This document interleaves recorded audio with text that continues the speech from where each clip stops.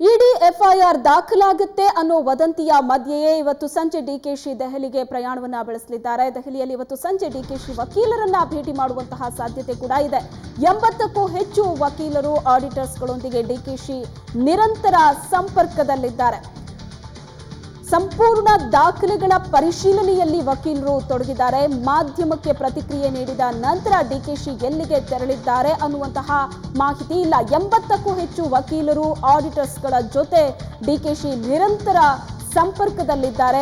ಸಂಪೂರ್ಣ ದಾಖಲೆಗಳ ಪರಿಶೀಲನೆಯಲ್ಲಿ ವಕೀಲರು ತೊಡಗಿದ್ದಾರೆ. ಎಂಥದೇ ಪರಿಸ್ಥಿತಿ ಎದುರಾದರೂ ಕೂಡ ಅದನ್ನ ನಿರ್ವಹಿಸೋ ನಿಟ್ಟಿನಲ್ಲಿ ಸಾಕಷ್ಟು ಸಿದ್ಧತೆಯನ್ನ ಈ ಮೂಲಕ ಮಾಡಿಕೊಳ್ಳಲಾಗ್ತಾ ಇದೆ. ಇಡಿ ಎಫ್ಐಆರ್ ದಾಖಲಾಗುತ್ತೆ ಅನ್ನೋ ವದಂತಿ ಮಧ್ಯೆ ಇವತ್ತು ಸಂಜೆ ದೆಹಲಿಗೆ ಡಿಕೆಶಿ ತೆರಳ್ತಾ ಇದ್ದಾರೆ. ದೆಹಲಿಯಲ್ಲಿ ಇವತ್ತು ಸಂಜೆ ಡಿಕೆಶಿ ವಕೀಲರನ್ನ ಭೇಟಿ ಮಾಡುವಂತಹ ಸಾಧ್ಯತೆ ಕೂಡ ಇದೆ. ಈಗಾಗಲೇ ಅವರು ತಮ್ಮ ನಿವಾಸದಲ್ಲಿ ವಕೀಲರ ಜೊತೆ ಚರ್ಚೆಯನ್ನ ನಡೆಸಿದ್ರು.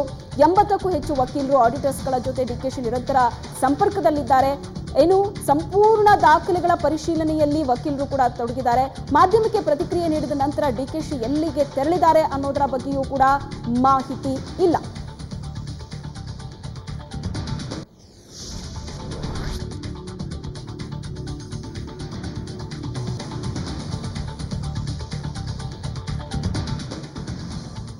ಇವೆಲ್ಲದರ ಬಗ್ಗೆ ಡಿಕೆಶಿ ಕೊಟ್ಟಂತಹ ಪ್ರತಿಕ್ರಿಯೆ, ನಾನು ಯಾವುದೇ ತಪ್ಪು ಮಾಡಿಲ್ಲ, ನಾನು ಕ್ರಿಮಿನಲ್ ಅಲ್ಲ ಅಂತ ಸಚಿವ ಡಿಕೆಶಿ ಹೇಳಿದ್ದಾರೆ. ಬೆಂಗಳೂರಿನ ತಮ್ಮ ನಿವಾಸದಲ್ಲಿ ಮಾತನಾಡಿದಂತಹ ಡಿಕೆಶಿ, ಯಾರ ಶಕ್ತಿ ಹೆಚ್ಚಿರುತ್ತೆ ರಾಜಕೀಯದಲ್ಲಿ ಅವರೇ ಟಾರ್ಗೆಟ್ ಆಗ್ತಾರೆ. ಪಾಲಿಟಿಕ್ಸ್ ಅಂದ್ರೆ ಫುಟ್ಬಾಲ್ ಅಲ್ಲ, ಅದು ಚೆಸ್ ಗೇಮ್. ನಮಗೂ ಚೆಸ್ ಗೇಮ್ ಆಡೋಕೆ ಬರುತ್ತೆ ಅಂತ ವಿರೋಧಿಗಳಿಗೆ ಡಿಕೆಶಿ ತಿರುಗೇಟನ್ನ ಕೊಟ್ರು. ನಾನು ಯಾವ ತಪ್ಪು ಮಾಡಿಲ್ಲ, ನಾನೇನು ಕ್ರಿಮಿನಲ್ ಅಲ್ಲ, ನಾನು ಯಾವ್ದಾದ್ರು ವಿದೇಶಕ್ಕೆ ಯಾವ ದುಡ್ಡು ಕಳಿಸಿಲ್ಲ, ಇಲ್ಲ ವಿದೇಶದಿಂದ ನನಗೆ ಯಾವುದೂ ದುಡ್ಡು ಬಂದಿಲ್ಲ, ನಂದು ಯಾವ ಪ್ರಾಪರ್ಟಿನೂ ಇಲ್ಲ. ಡೆಲ್ಲಿಲಿ 2 ಮನೆ ಇದೆ, ನಂದು ಸ್ವಂತ ಮನೆ ಇದೆ, ನಾನು ಇಲ್ಲ ಅಂತ ನಾನು ಹೇಳೋದಿಲ್ಲ.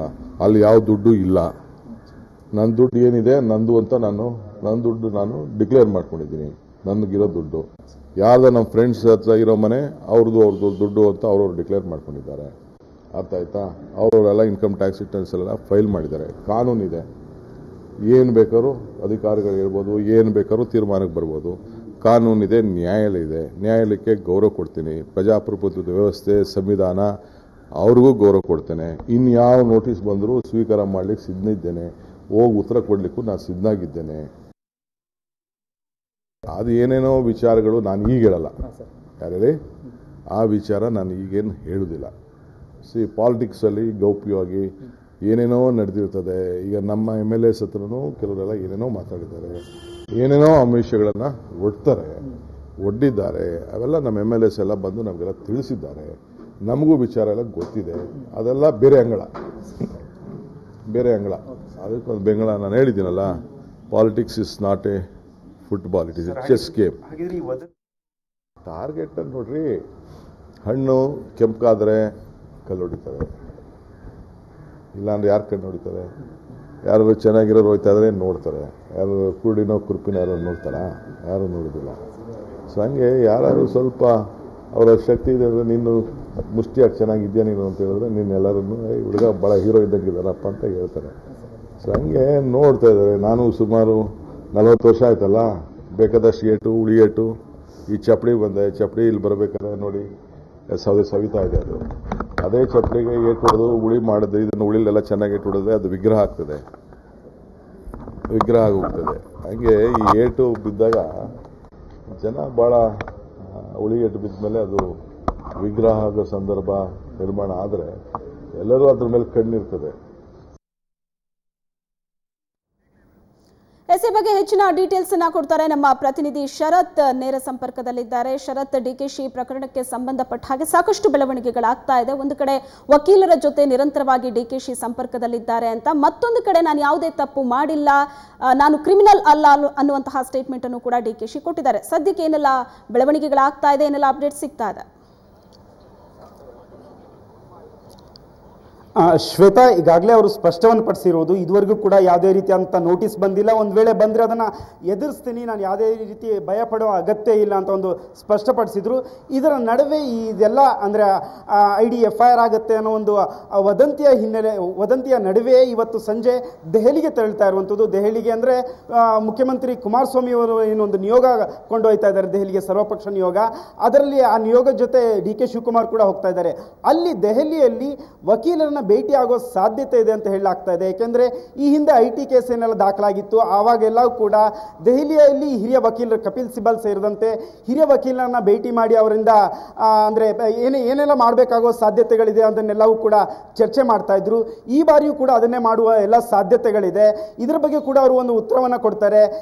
ಅಂದರೆ ಈ ಇಡಿ ಪ್ರಕರಣಕ್ಕೆ ಏನಾದರೂ ಏನು ನೀವು FIR ದಾಖಲಾದರೆ ಏನಾದರೂ ನೀವೇನಾದರೂ ವಕೀಲರನ್ನ ಏನಾದರೂ ಭೇಟಿ ಆಗ್ತೀರಾ ಆ ಥರದ್ದೇನಂತ ಪ್ರಶ್ನೆಗೆ ಅವರು ಒಂದು ಉತ್ತರವನ್ನು ಕೊಡ್ತಾರೆ. ನಿರಂತರವಾಗಿ ನಾನು ವಕೀಲರೊಂದಿಗೆ ಸಂಪರ್ಕ ಇದ್ದೀನಿ. ಈಗಾಗಲೇ ಇಲ್ಲಿ ಆಡಿಟರ್ಸ್ ಮತ್ತು ವಕೀಲರು ಸೇರಿದಂತೆ 80 ಜನ ಈಗಾಗಲೇ ಹಲವು ಪ್ರಕರಣಗಳಿಗೆ ಸಂಬಂಧಪಟ್ಟ ಹಾಗೆ ನಿರಂತರವಾಗಿ ನನ್ನ ಜೊತೆ 80 ಲಾಯರ್ಗಳು ನನ್ನ ಜೊತೆ ಸಂಪರ್ಕದಲ್ಲಿದ್ದಾರೆ. ಅವರೆಲ್ಲರೂ ಕೂಡ ವಿವಿಧ ಪ್ರಕರಣಗಳಲ್ಲಿ ಅವ್ರ ಜೊತೆ ನಾನು ಸಂಪರ್ಕದಲ್ಲಿದ್ದೀನಿ. ಎಲ್ಲ ಕೂಡ ಚರ್ಚೆ ಆಗ್ತಾಯಿದೆ. ಪ್ರಮುಖವಾಗಿ ಈ ಪ್ರಕರಣಕ್ಕೆ ಸಂಬಂಧಪಟ್ಟ ಹಾಗೆ ನಾವು ಈಗಾಗಲೇ ಎಲ್ಲವೂ ಕೂಡ ನಿರಂತರವಾಗಿ ಸಂಪರ್ಕದಲ್ಲಿದ್ದೀನಿ. ದೆಹಲಿಗೆ ಹೋದರೆ ಅಲ್ಲೂ ಕೂಡ ಭೇಟಿಯಾಗುವ ಸಾಧ್ಯತೆಗಳಿದೆ. ಈಗೂ ಕೂಡ ಮಾಧ್ಯಮಕ್ಕೆ ತಮ್ಮ ಸದಾಶಿವನಗರದಲ್ಲಿ ಅವರ ನಿವಾಸದಲ್ಲಿ ಪ್ರತಿಕ್ರಿಯೆಯನ್ನು ಕೊಟ್ಟು ಮತ್ತೆ ವಕೀಲರನ್ನೇ ಭೇಟಿ ಮಾಡಲಿಕ್ಕೆ ಹೋದರು ಅನ್ನೋದು ಕೂಡ ಒಂದು ಮಾಹಿತಿ ಇದೆ. ತದನಂತರ ಸರ್ಕಾರಿ ಬಂಗ್ಲೆಗೆ ಬರ್ತಾರೆ ಅಂತೂ ಸರ್ಕಾರಿ ಬಂಗ್ಲೆಯಲ್ಲಿ ಇದುವರೆಗೂ ಕೂಡ ಕ್ರೆಸೆಂಟ್ ರಸ್ತೆಯಲ್ಲಿ ಇರುವಂಥ ಸರ್ಕಾರಿ ಬಂಗ್ಲೆಯಲ್ಲಿ DK ಶಿವಕುಮಾರ್ ಇದುವರೆಗೂ ಕೂಡ ಬಂದಿಲ್ಲ. ಬಹುಶಃ ವಕೀಲರನ್ನೇ ಭೇಟಿ ಆಗಲಿಕ್ಕೆ ಹೋಗಿದ್ದಾರೆ ಅನ್ನೋದು ಕೂಡ ಕೆಲವರು ಮೂಲಗಳು ತಿಳಿಸ್ತಾ ಇರುವಂಥದ್ದು. ತದನಂತರ ಇವತ್ತು ಸಂಜೆ 5:45ಕ್ಕೆ ಏನು ಕುಮಾರಸ್ವಾಮಿ ಅವ್ರ ಜೊತೆ ಹೋಗ್ತಾರೆ. ಅಲ್ಲಿ ಪ್ರಧಾನಮಂತ್ರಿ ಮೋದಿ ಅವರನ್ನ ನಾಳೆ ಭೇಟಿಯಾದ ನಂತರ ಇಡೀ ಪ್ರಕರಣಕ್ಕೆ ಸಂಬಂಧಪಟ್ಟಕ್ಕೆ ಹಿರಿಯ ವಕೀಲರನ್ನ ಭೇಟಿ ಆಗುವ ಎಲ್ಲ ಸಾಧ್ಯತೆಗಳಿದೆ ಅಂತ ಹೇಳ್ತಾರೆ. ಪ್ರಮುಖವಾಗಿ ಅಲ್ಲಿ ಕಪಿಲ್ ಸಿಬಲ್ನ ಭೇಟಿ ಮಾಡ್ತಾರೆ ಅಂತ ಕೂಡ ಹೇಳಲಾಗ್ತದೆ. ಯಾಕೆಂತಂದ್ರೆ ಈ ಹಿಂದೆ ಕೂಡ ಅವ್ರನ್ನ ಭೇಟಿ ಮಾಡಿ ಇದೇ ರೀತಿ IT ಕೇಸ್ ದಾಳಿ ಆದಾಗ ಅವರಿಂದ ಸಲಹೆ ಪಡೆದಿದ್ರು. ಈಗಲೂ ಕೂಡ ಪಡೆಯುವಂತ ಸಾಧ್ಯತೆ ಇದೆ. ಪ್ರಮುಖವಾಗಿ ನಿರೀಕ್ಷಣಾ ಜಾಮೀನನ್ನ ಪಡೆದುಕೊಳ್ಬಹುದಾ ಈ ಪ್ರಕರಣದಲ್ಲಿ, ಒಂದ್ ವೇಳೆ ಯಾವಾಗ FIR ದಾಖಲಾಗಿದ್ದಂಗೆ ಪಡ್ಕೊಳ್ಬೇಕು, ಅದಕ್ಕೂ ಮುಂಚೆ ಹಾಕ್ಬೇಕಾ, ಅದನ್ನೆಲ್ಲವೂ ಕೂಡ ಚರ್ಚೆ ಮಾಡಲಿದ್ದಾರೆ. ಶ್ವೇತಾ, ಥ್ಯಾಂಕ್ ಯು ಶರತ್ ನಿಮ್ಮೆಲ್ಲ ಡೀಟೇಲ್ಸ್ಗಾಗಿ.